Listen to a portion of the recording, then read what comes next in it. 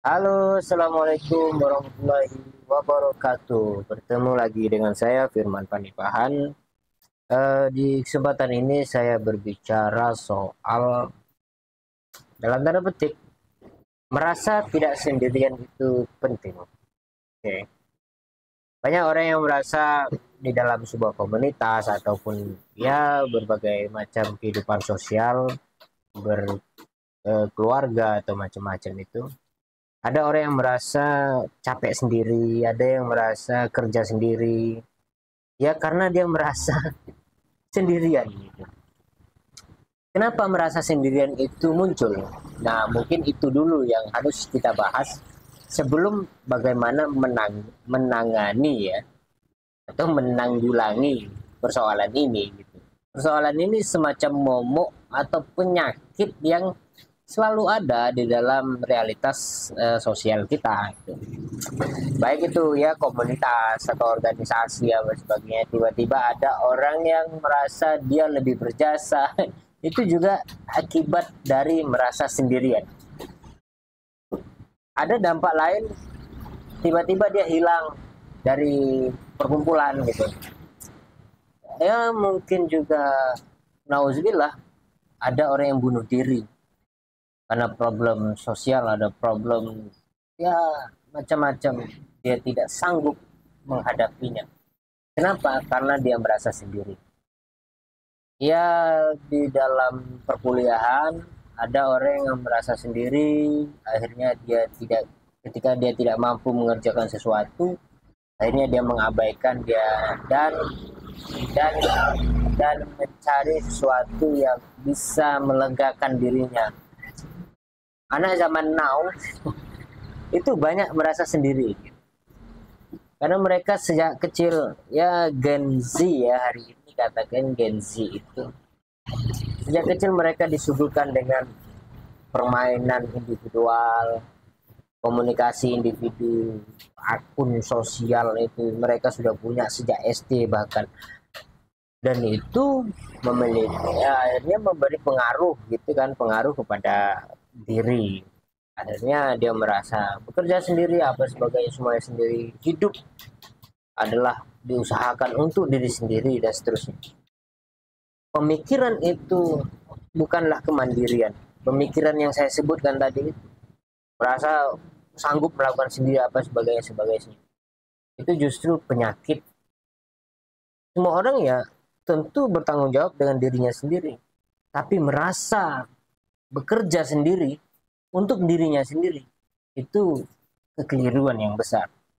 Karena setiap orang bekerja itu mesti berhubungan dengan orang lain, mesti ada sangkut pautnya dengan orang lain dan sebagainya. Jadi oleh karena itu kalau di dalam Islam itu sebagian hartamu milik orang lain. Sederhana sekali. Jadi saya itu penjelasan saya tentang orang yang merasa sendirian. Jangan merasa sendirian di dalam hal apapun. Nah, bagaimana untuk menghilangkan rasa sendirian itu? Di sini saya ingin berikan tips. Mungkin hanya satu jawabannya, yaitu bangun komunitas. Jika kamu tidak memiliki kemampuan kepemimpinan untuk membangun sebuah komunitas, atau untuk membangun sebuah komunitas perlu sistem yang luar biasa ruwet apa sebagainya, membangun konsep visi misi agak akhirnya ruwet ya, bisa nggak jadi gitu. Kalau kamu tidak mampu membangun sebuah komunitas, maka bergabunglah dengan komunitas.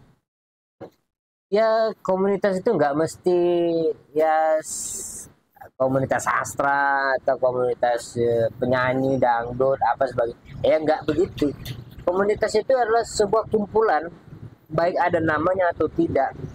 Di dalam sosial kan juga disebut komunitas sosial gitu. Ada kecamatan ini, kecamatan itu kan sebuah komunitas sebenarnya secara umum. Orangnya memiliki kebiasaan tersendiri dan seterusnya. Setiap daerah itu juga komunitas tersendiri. Itu yang saya sebut sebuah komunitas. Komunitas kecil, komunitas sastra apa sebagainya itu juga sebuah komunitas, tapi lingkup yang lebih kecil. Nah, karena kita dalam kehidupan ini memiliki berbagai macam bidang.